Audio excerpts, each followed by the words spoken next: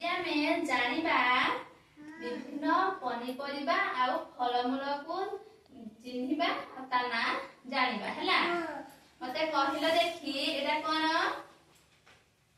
ଏଟା କଣ କୋନା?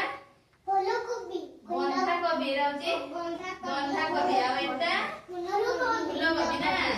ଏଟା ଆଳୁ। ଆଳୁ ଆଉ ଏଟା ବାଇଗଣ ଆଉ ଏଟା କଖାରୁ ଏଟା ଟମାଟୋ ହେଲା। ଏଟା ସେଟା କଣ? ଭେଣ୍ଡି ଏଟା କଦଳୀ ଆଉ ଏଟା ଲାଉ ଏଟା କଣ? ଅମୃତଭଣ୍ଡା ଏଟା ସେଉ ଏଟା କଦଳୀ ଆଉ ଏଟା ଆମ୍ବ ଏଟା କମଳା ନା। ଏଟା କଣ? ନାସପାତି ଏଟା ଡାଳିମ୍ବ ହେଲା।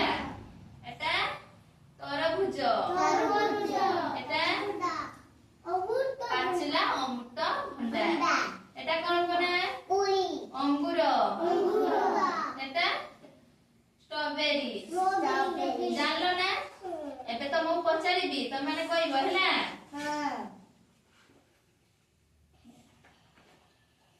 ଅମୃତଭଣ୍ଡା କି କଲର କନା? କଞ୍ଚା ଅମୃତଭଣ୍ଡା ସବୁଜ କଲର ହେଲା। ଆଉ ପାଚିଲା ଅମୃତଭଣ୍ଡା କି କଲର?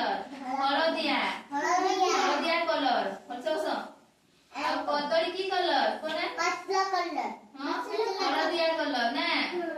ହଳଦିଆ କଲର। ଆଉ ସେଉଟା କି କଲର? ଲାଲ କଲର। ଲାଲ କଲର ନା। ଏଇଟା କି କଲର? ଆମ୍ବ କି କଲର? ପାଚିଲା ଆମ୍ବ ହଳଦିଆ କଲର। କମଳା କି କଲର? କମଳା ହଉଛି କମଳା କଲର।